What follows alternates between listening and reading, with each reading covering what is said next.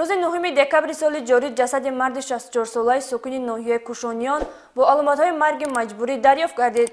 در نتیجه بردن کارهای اپراتیوی جستجویی از جانب کارمندان میلیشیا شهروند سلطان مراد و محمد همچون گمانبر بازداشت کرده شد. نامبرده در حالت مستی جنایت آدمکشی را صادر نموده است. افاق قادریان این جنایت را شرح می‌دهد. از معیار زیاد استفاده نمودن نوشاکی و اسپریتی برای انسان ضررآور بوده در بسیاری حالت‌ها به صادر نمودن کردارهای خلاف قانون آورده می‌رساند. دلیل این گفته‌ها کشتار بیرحمانه یک نفر مرد در ناحیه کوشانیان میباشد که از جانب همدیهه خود در پی مناقشه به هلاکت رسانیده شد.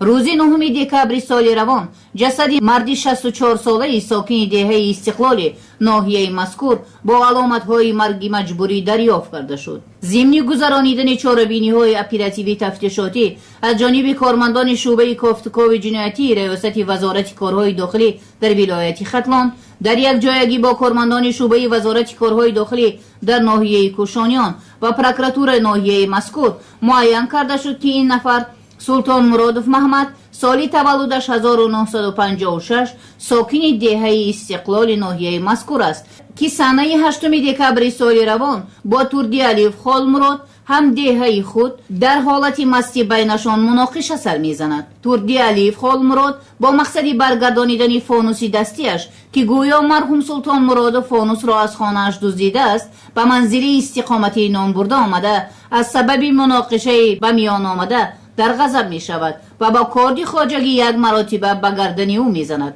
در نتیجه نامبرده در جای حادثه به هلاکت می رسد. وابسته به این حالت نسبت گمانبر شونده توردی الف خال مراد در پروکراتور ناحیه کوشانیان پرونده جنایتی با ماده 104 قسم 1 کودکس جنایتی جمهوری تاجیکستان آغاز گردیده تفتیشات ادامه دارد.